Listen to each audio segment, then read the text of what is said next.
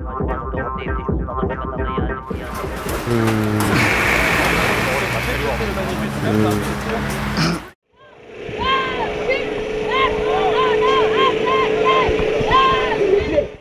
la place aux politiciens et les élus, s'il vous plaît. Je vous les amis politiciens, juste derrière la pancarte.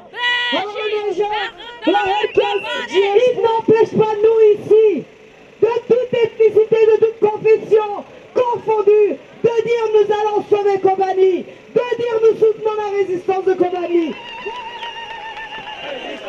Je suis avec ce peuple qui se bat pour ne pas mourir. Pour nous, je représente France Kurdistan. J'ai été il y a 2 jours à Tchourlouk, à la frontière syrienne.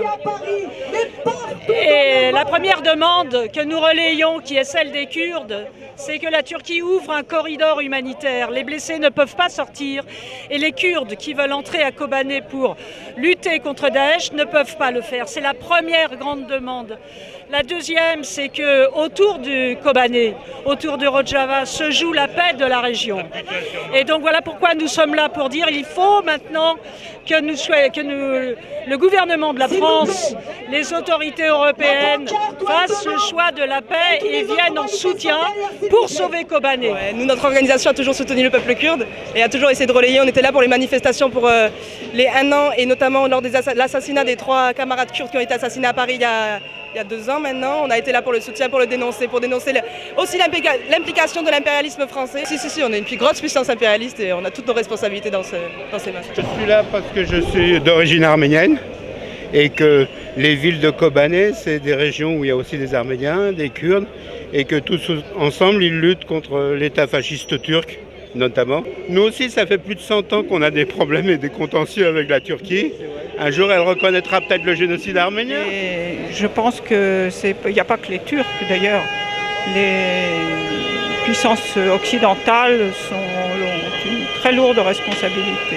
Non, ce que je déplore, c'est surtout ce qui se passe là-bas à Konev. Et que bon, au niveau autant européen, États-Unis, on les soutient pas beaucoup et pourtant ils sont les derniers remparts.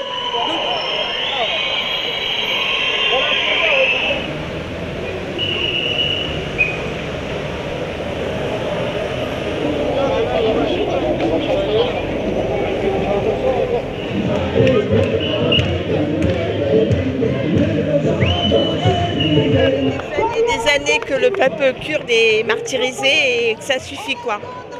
C'est une deuxième Palestine.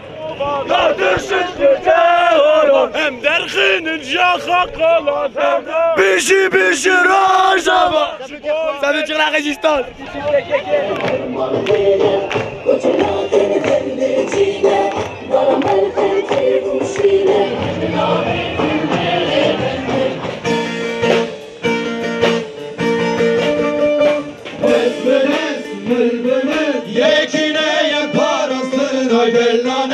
La libération de Kobané, et ce qu'il ne faudra pas oublier, même s'ils y arrivaient, ce qui n'est pas fait encore, mais s'ils y arrivaient dans les jours, voire les semaines, il resterait encore à reconquérir. Il y a 300 villages que Daesh a réussi à conquérir. Donc c'est parti pour des mois, voire des années, la situation. Aux dernières nouvelles qu'on a, les forces du YPG ont pris énormément de force, de courage, et en ayant le soutien de leurs frères d'Irak, les derniers messages qu'ils envoient, c'est voilà, on est beaucoup d'espoir pour l'avenir, et ils disent que dans un très proche temps, ils vireront le Daesh du Kobané, et on espère tout ça du fond du cœur. Si.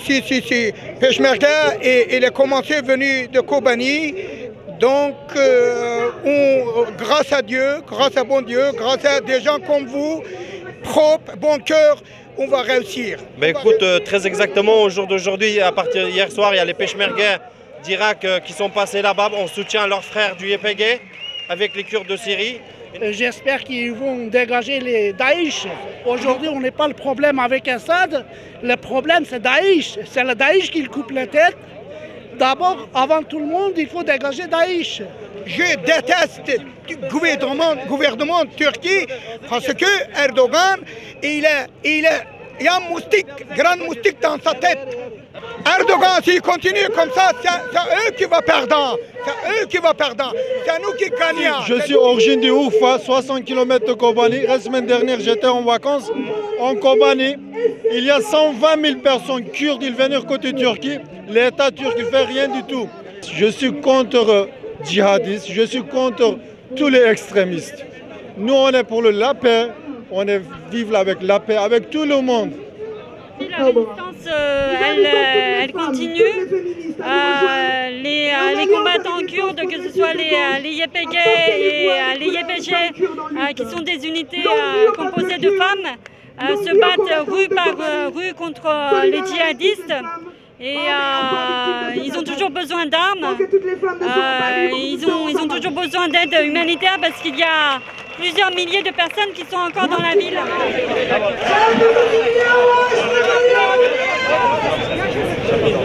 C'est le président du principal parti kurde de Syrie. Salem Sum, c'est le président du parti du PYD, principal parti kurde de Syrie.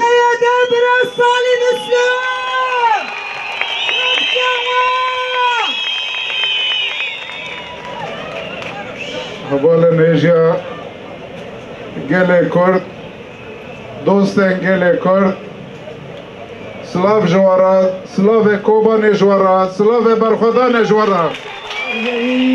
Chers frères, je vous apporte les saluts fraternels de Kobane. Ebine Arin Çakırın Arin Mirkan Ebine Rihane Çakırın Zineva Kahraman Çakırın.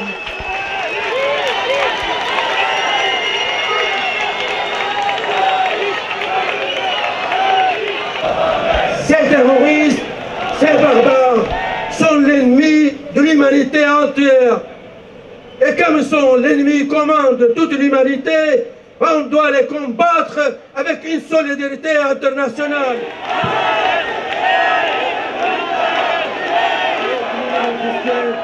Nous remercions la communauté internationale qui est aujourd'hui à côté de nous.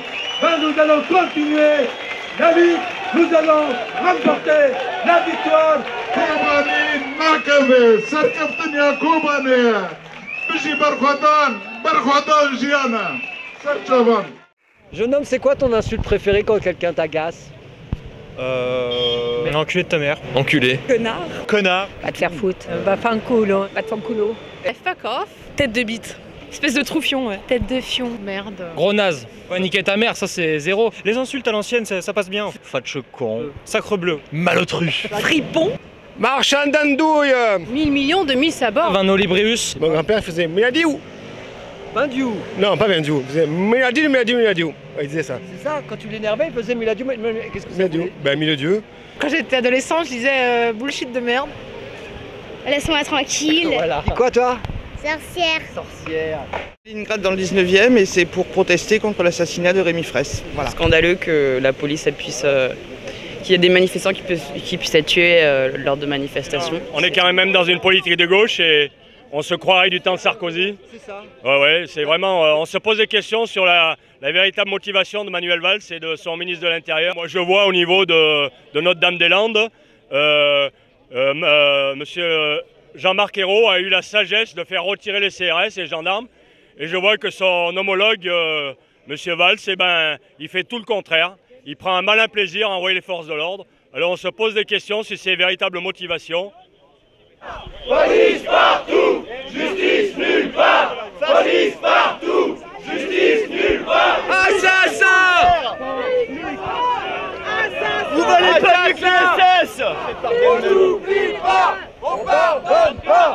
On n'oublie pas, on pardonne pas. On pardonne pas, on n'oublie pas. On pardonne pas.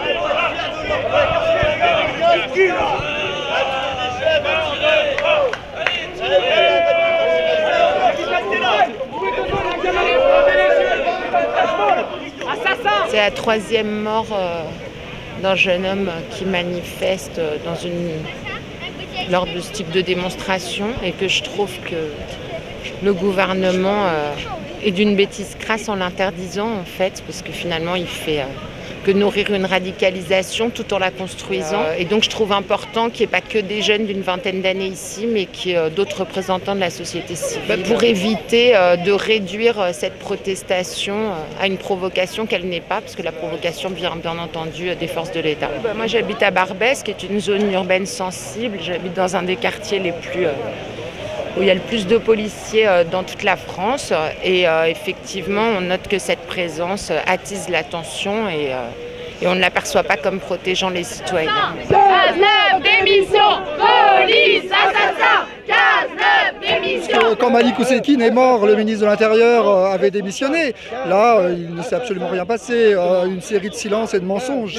Ils ont prétendu que Rémi portait des explosifs sur lui ou je ne sais pas quoi, alors que tout le monde savait très bien qu'il avait été tué par une grenade offensive d'un gendarme dès le début. Jeunes travailleurs, les quartiers opprimés, vous nous empêcheront pas de manifester. Nous, ce qu'on pense, c'est que de toute façon, l'appareil d'État, c'est un appareil organisé pour exploiter la situation, c'est-à-dire, bon, en fait, c'est un gouvernement capitaliste et qui a un appareil d'État pour réprimer le peuple quand les choses ne vont pas bien. Ils ont tué Rémi Fraisse, désarmons la police. Ils ont tué Rémi Fraisse, désarmons la police. Ils ont tué Rémi Fraisse, désarmons la police. Maintenant, il y a eu un mort. Il y a beaucoup de jeunes qui ne sont pas tués, mais qui sont mutilés, qui perdent un œil en luttant, en exprimant leur colère contre ce système. Et c'est inadmissible. Et donc, je pense qu'il faut se battre pour l'interdiction des armes de guerre et des flashballs, soi-disant non létaux, qui sont utilisés dans les manifestations contre la jeunesse en révolte. La preuve, c'est que depuis Malik Oussekine, il y a eu beaucoup de manifestants qui ont connu des mutilations au flashball, etc.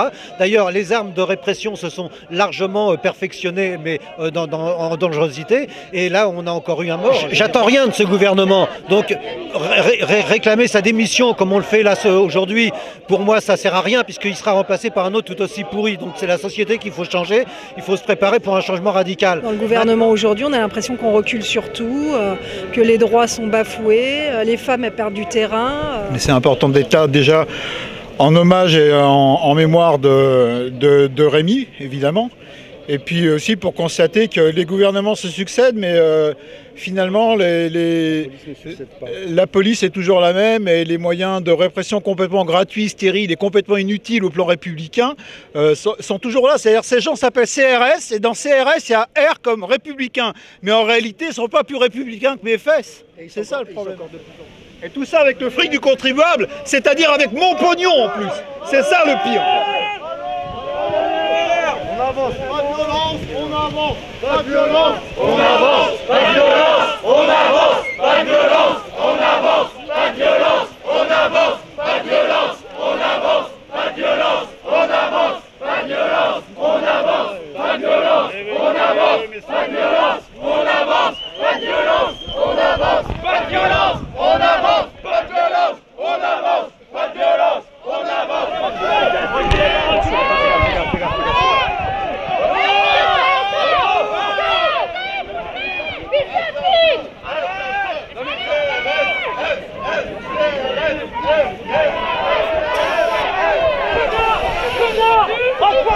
Déclenchez le truc, il n'y a pas eu de violence.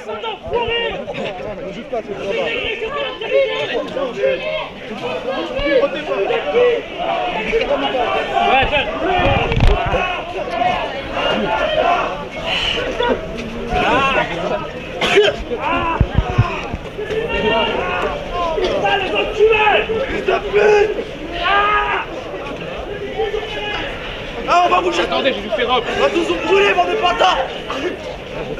C'est infernal, c'est n'importe quoi, je veux dire. C'est complètement gratuit, en plus ça sert à rien. Ça sert à rien du tout. Il faut dire que c'est pas normal d'envoyer des CRS avec des grenades pour un oui ou pour un non, c'est tout. C'est pas ça, c'est qu'ils sont inconscients. Il y avait la flotte là. T'imagines ce qu'ils ont failli faire encore. Mais ces violences, c'est qui a commencé les violences? C'est qui est violent? Qui c'est qui envoie des grenades sur des gens désarmés? Qui c'est qui frappe des gamins? Qui c'est qui prend le risque de jeter là tout de suite des gens dans l'eau?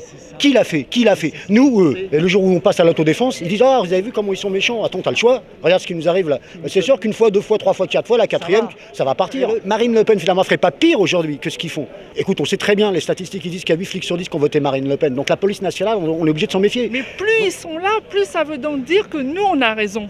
En fin de compte, et qu'on lâchera pas l'affaire. Ça nous renforce quelque part. C'est Elie Domota qui disait, mais plus on est fort, plus on sait qu'on a raison, ben plus ils seront nombreux à nous taper dessus. Et on... Il n'y a que là-bas.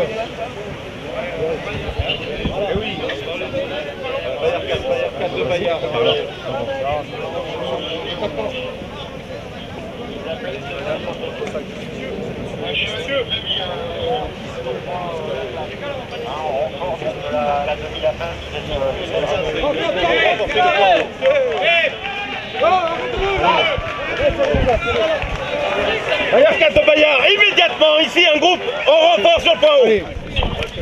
On ferme. Ils sont en train de nous enfermer, tout simplement, comme ça, il n'y a aucune raison tangible. Pourquoi il y en a qui peuvent sortir et pas les ça, autres? on ne sait pas en fait. De toute façon, eux, c'est pas la peine de leur parler, ils savent même pas parler. Je sais pas combien ils sont payés, mais ils sont pas payés pour réfléchir, eux. Ils sont payés juste pour dire ce qu'on leur dit de faire. C'est des bourrins, c'est des gros pions, quoi, c'est tout. Oui. Non seulement ça sert à rien, non seulement c'est socialement complètement inutile, mais en plus c'est avec le pognon de contribuables.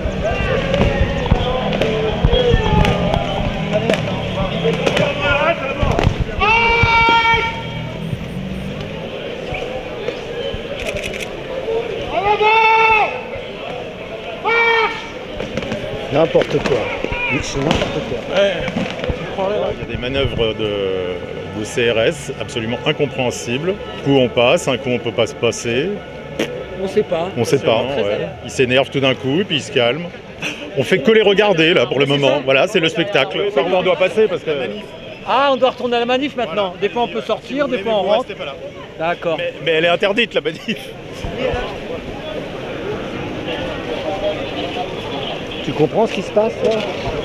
C'est rouge. Vas-y.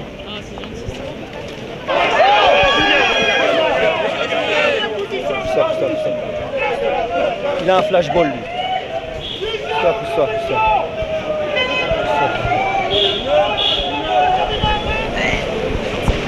Ah, tu risques rien. Je me déplace jamais sans mon escorte. T'es protégé là.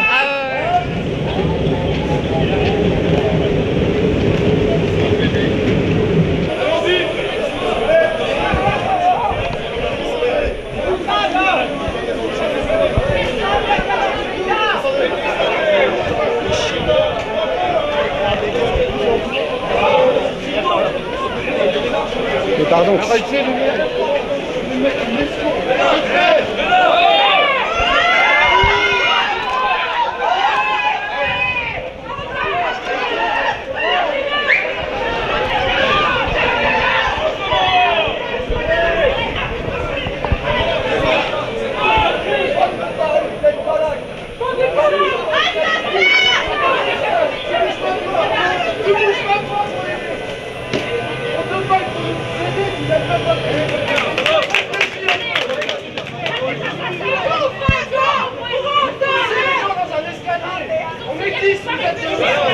ce que je donne mon avis moi. Non, c'est pas le boulot. Vous obéissez. Non, vous avez un casque. Et doucement, on y va. C'est bien. Bonjour monsieur, aujourd'hui c'est la journée de la gentillesse. Est-ce que vous êtes gentil vous? Oh bah ça dépend. Ça dépend des jours. C'est quoi la gentillesse pour toi si tu avais à le déterminer? J'arrive pas à le déterminer. C'est une attitude positive. Se mettre à la place de l'autre, donner, aider, partager. C'est un sourire, une jeune femme qui me propose de m'aider à porter ma valise. Gentil pour moi, c'est que voilà, c'est d'aimer ses prochains, c'est son entourage, son voisinage, et d'être sympa avec tout le monde. La gentillesse, je dirais que ça commence par faire attention aux autres. Ouais. Donc du civisme et surtout du regard, même pour les gens qui sont dehors. C'est ça. Et le contact humain, quoi. J'enseigne en fait, Donc je prends mon temps avec les gens et je transmets ce que je peux. C'est d'être bienveillant avec les gens, c'est de donner 1 euro à une femme qui est dans le besoin. Être gentil, essayer de se mettre à la place des autres. C'est pas emmerder les autres déjà. C'est déjà une bonne chose, première qualité. Toujours être souriante et puis rendre service quand on peut. Eh bien, c'est de rendre service dès que quelqu'un est dans le besoin. J'essaye d'être gentil. Il ne faut pas tout tolérer et justement pour moi tout tolérer c'est aussi du coup un manque de gentillesse parce qu'on laisse passer trop de choses. Je suis gentil. Est-ce que vous êtes gentil jusqu'au bout? Ah bah, pas toujours parce que je suis un peu coléreux. Quand même. C'est vrai qu'on dit un peu trop bon, trop con. Et aujourd'hui, malheureusement, être gentil et honnête, c'est presque devenu soit dangereux, soit ça rapporte que de la merde.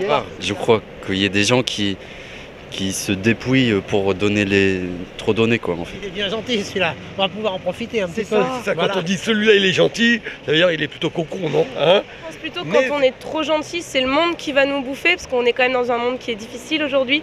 Maintenant, est-ce qu'on peut être trop gentil avec les autres? Trop gentil avec les autres, ça veut dire pas bon pour soi-même, mais on n'est jamais trop gentil pour les autres. Donc voilà. Mais c'est pas la gentillesse. C'est pas de la gentillesse. C'est pas pareil. Un monsieur qui m'a dit comme ça, mais pourquoi vous me donnez pas d'argent? Je dis j'en ai pas. Et il me dit mais donnez-moi. Je dis bah écoutez si vous voulez, on va vider mon compte en banque et puis vous me faites de la place dans votre carton. Qu'est-ce que vous voulez que je vous dise quoi? C'est difficile quoi. Moi ça me pose pas trop de problème parce que c'est un peu dans ma nature. Ça serait plutôt de la tendance inverse, ne pas savoir dire non. On peut pas donner. On peut pas donner tout ce qu'on a, hein. Il faut savoir être raisonnable. Hein. Ah oui, il ne faut pas aussi trop abuser aussi de la gentillesse des autres. Mais le truc c'est que on donne plus quand on n'a pas parce qu'on sait ce que c'est que de manquer. Les gens qui ont beaucoup, ils savent pas ce que c'est la misère d'avoir faim, d'être dehors, d'avoir froid. Et donc ils réalisent pas l'importance. Quand tu as vécu la merde, quand t'as pas eu à bouffer, et ben tu donnes. Mais si, il faut réussir à dire non dans la gentillesse, c'est pas toujours facile. Mais... Bonjour madame, aujourd'hui c'est la journée de la gentillesse. Non, c'était hier. Ouais. Est-ce que... Merci à presque vous tous de vous être assis parce qu'il s'agit d'adopter une posture non violente, de respecter ce moment que nous avons voulu le plus digne possible, sans revendication identitaire, sans affichage d'appartenance.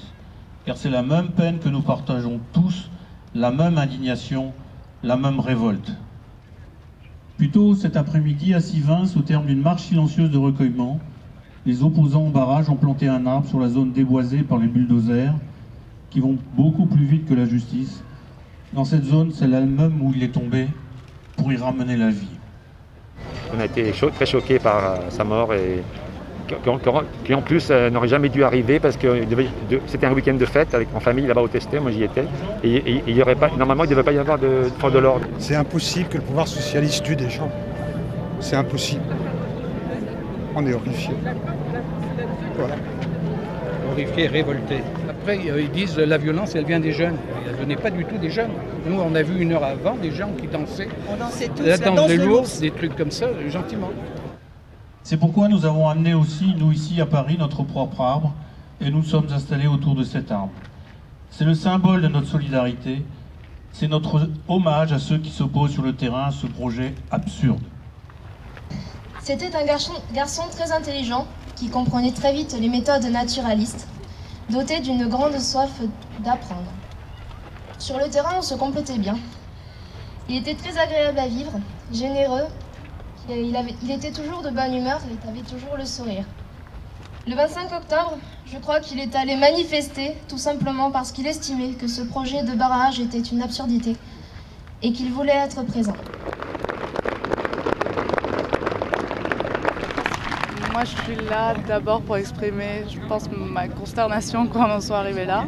Ce qui est un peu dommage, c'est qu'on voit que dans les médias, souvent, il y a le discours d'une personne qui est violente. Tout ce battage sur les violences, qui sont le fait de minorités, sont une construction médiatique qui ne correspond pas à la réalité. Vous verrez que ce n'est pas des excités, les gens qui défendent ce barrage.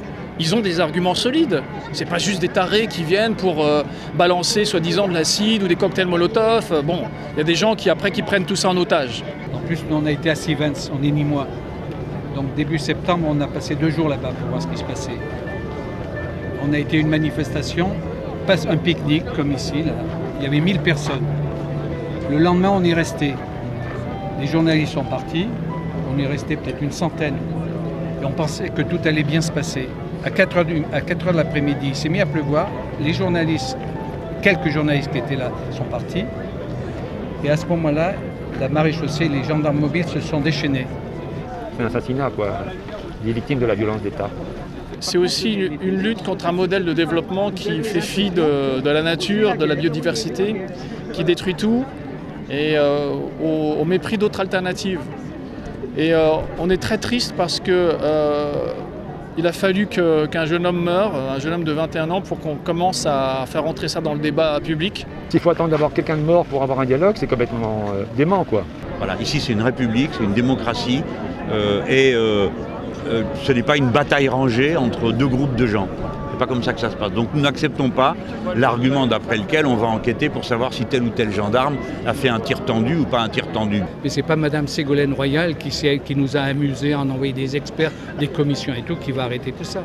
C'est M. Valls qui décide actuellement. Oui, mais... Et Valls, il veut que ça se fasse parce qu'ils ne veulent pas reculer à Notre-Dame-des-Landes et ils ne veulent pas reculer là non plus. On ne peut pas qualifier de bavure ou d'incident la mort d'un jeune quand on permet aux forces de l'ordre d'utiliser des armes qui peuvent être létales, qu'il s'agisse des flashballs ou de tout autre type d'armes contenant des explosifs. De pouvoir dire oui, mais c'est qu'une petite bande d'illuminés qui de surcroît sont violents, qui respectent rien, c'est une manière d'essayer de mater le mouvement. C'est une affaire entre la société et l'État. Et l'État est au service de la société, pas l'inverse. Donc les gens, je pense, commencent à se réveiller, savent qu'on les prend pour des imbéciles. Je pense qu'il est temps que les citoyens se lèvent et se battent contre ça. Moi, je suis extrêmement optimiste. À partir du moment où les gens arrivent à faire taire leur peur et à s'exprimer, eh bien, les choses peuvent être transformées dans la semaine. Ce qui a été fait aujourd'hui, par exemple, ce Sitting Pacific, c'est exactement ce qu'il faut faire. Mais j'espère qu'il va y avoir un vrai éveil, qu'au-delà du moment d'émotion, une réflexion va s'engager réellement. Donc c'est aux Français de prendre conscience qu'il faut qu'ils se lèvent de manière non violente aujourd'hui, parce que s'ils s'endorment aujourd'hui, demain ils seront esclaves. Je pense que si on reste debout et qu'on se laisse pas intimider par ce pouvoir qui cherche à nous décrédibiliser, il y a une chance, il y a une voie. Il faut que les gens se mobilisent hors des partis, hors des syndicats, pour les fondamentaux, c'est-à-dire la défense de la vie. Voilà, c'est pacifique mais très déterminé. Gandhi disait, d'abord ils nous ignorent, ensuite ils se moquent de nous, ensuite ils nous combattent, et ensuite on a gagné. Et on finira par gagner. Les arbres, c'est des êtres vivants, c'est pas bien de les couper. Ici on est tout près de l'Assemblée nationale, on souhaite interpeller les députés parce qu'aujourd'hui ils vont signer le budget pour les associations, le budget vie associative. Bonjour des locales. Bonjour. On représente pas tellement les grosses, mais plutôt les petites assos qui sont un peu dispersées et autres. Donc en fait, elles sont sur des sujets très différents. Elles souffrent toutes, chacune dans leur coin, sans toujours se rendre compte que des fois, il y a des choses qui sont organisées. Il y a des textes de loi qui sont passés.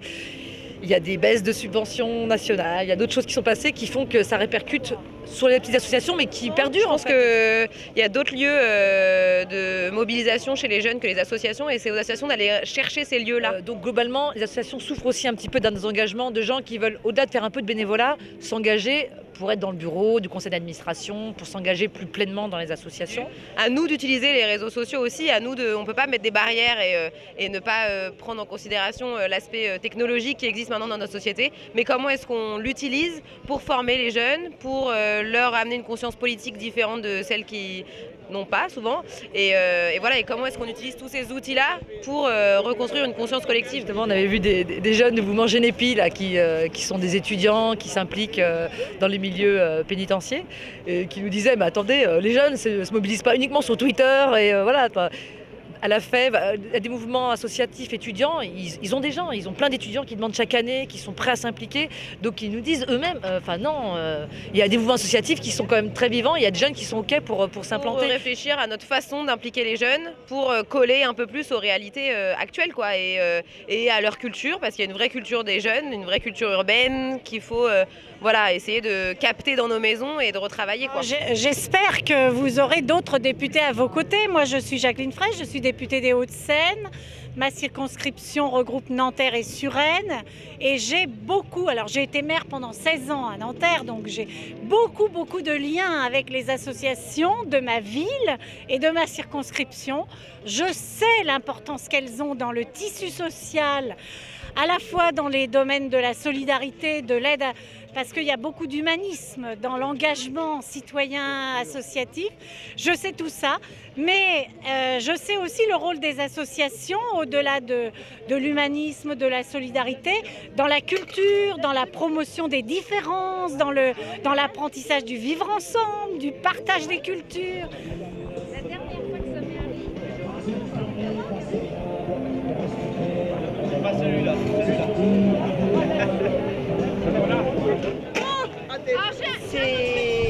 C'est la course aux subventions, essentiellement, et vraiment des difficultés extrêmes et qui mettent même en péril la survie de certaines associations. Les associations, elles ne peuvent pas être englobées dans la marchandisation de tout et de n'importe quoi.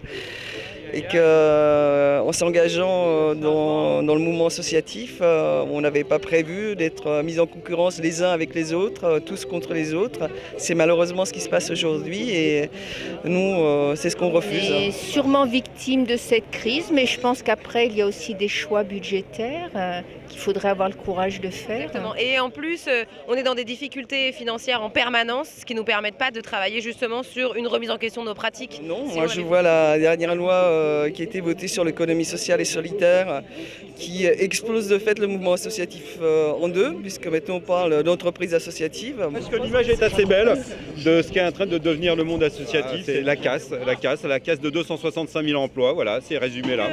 Dans la situation politique actuelle qui est bloquée, c'est vous notre espoir. Parce que vous êtes les citoyens. Donc qu'on ne nous dise pas qu'il n'y a pas d'argent dans ce pays. Il y a de l'argent dans ce pays. Que faisons-nous de la richesse nationale? Comment la répartissons-nous? Moi j'y crois à fond au modèle associatif. Je pense que juste il doit remettre en question ses pratiques, quoi. Je suis très attentive à ce que vous faites. J'ai beaucoup de respect pour ce que vous faites. Et je suis à vos côtés à 100% pour défendre des moyens pour les associations. Est-ce qu'il y a un rêve que vous faites et qui est récurrent et que vous faites assez fréquemment et vous rêvez de quoi? Je rêve que je vais dans la rue sans chaussures. Je rêve beaucoup, je prends des transports. Alors je prends un train, après je prends un avion, après je prends le métro, après ça n'en finit plus. Le truc, j'ai qu'une angoisse, c'est que je rêve que je vais aux Acédiques ou à la CAF. Ça serait vraiment l'horreur. Même la nuit, t'es obligé de te les taper. Déjà, j'étais dans un club, le plus grand club du monde, le Barça. Et j'avais gagné un ballon d'or. J'étais sur le terrain et j'ai fait un tir et j'ai marqué. J'ai jamais fait un rêve bizarre. J'étais toute seule sur le terrain, c'était bizarre. Je me souviens de décoller d'un toit. Je m'appuie contre des murs et après je vole. J'ai rêvé d'un tueur en série à Redon en Bretagne. Il me tuait, enfin un truc dans le genre, vous savez les clowns là qui agressent tout le monde. Je marche et quelqu'un me poursuit avec un couteau sans arrêt. Toujours la même personne, toujours le même rêve dans des endroits différents. Il y a quelqu'un qui veut entrer dans la maison et il y a un abreuvoir qui n'a jamais été là dans la réalité, devant la porte d'entrée. Et à un moment, je sors, il fait nuit. Et là, il y a un espèce de monstre, enfin un homme, mais comme avec des coquillages sur lui, qui monte comme ça et comme un mort-vivant, quoi. Et après, il nous poursuit à la hache, ça je sais aussi. Mais là, après, je m'étais réveillée. J'ai rêvé que j'étais dans un accident de voiture et que je m'étais ouverte la cuisse. Et en fait, je le sentais. Ça m'est jamais arrivé, mais je le sentais vraiment. Et ça me faisait vraiment mal. Et quand je me suis réveillée, j'ai regardé, je me suis dit « Ah, mais j'ai mal, mais en fait, j'ai rien ». Je suis dans la mer et quand je baisse les yeux, c'est le fond d'une piscine. Et ça, c'était très impressionnant. Et alors, quand je me retourne, c'est toute une ville qui sort de l'eau, un peu en ruine comme ça. C'était très bizarre. Puis il y a une grenouille qui saute sur la tête de quelqu'un. Et le gars tombe dans l'eau, et puis je tombe dans l'eau, et là je me réveille. Quand mon grand-père est mort, j'ai fait 2 rêves assez durs sur mon grand-père, notamment un grand repas de famille et on a à manger sa tête. J'ai un rêve qui revient toujours. Là, je dois aller en Afrique voir un monsieur qui est très important. Le rêve qui revient toujours, je vois le monsieur, je vois des militaires et je vois des gens qui veulent m'agresser. Là où je vais, il faut que je fasse attention à ma vie. Non, c'est pas toujours bizarre les rêves, il y a des jolis rêves. Oui, j'ai rêvé qu'il pleuvait des steaks. Dans mon rêve, on est à l'église comme ça, et puis le prêtre il arrive, il fait bonjour, machin, est-ce que vous voulez vous marier? Oui, dites oui, on dit oui, et puis c'est l'émotion quoi. Donc tu rêves de te marier avec ton copain alors? Exactement, voilà. Comment t'es pas? Bon, il est timide, mais on est ensemble et plus tard on aimerait se marier quoi. Jamais fait de rêve heureux. Non, jamais. Les rêveurs c'est pas bon. Les rêveurs c'est pas bon de rêver. Non, franchement c'est pas beau de rêver. Vous imaginez, vous rêvez tous les jours et vous avez rien. Je vais devenir chauve sinon. Regardez, je vais me faire mes cheveux. C'est pas des soucis les rêves. Allez, à bientôt. Bon courage. Ouais.